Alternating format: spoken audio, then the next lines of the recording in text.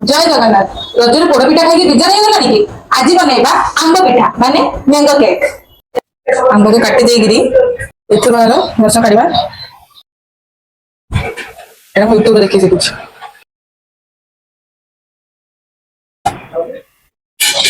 अब जहाँ बोलला पिठा खाइतरा तापर जीवन तुमको जेमती बोलौछि सेमिति आको ग्राइंडर रखिकिरी बोले दबो।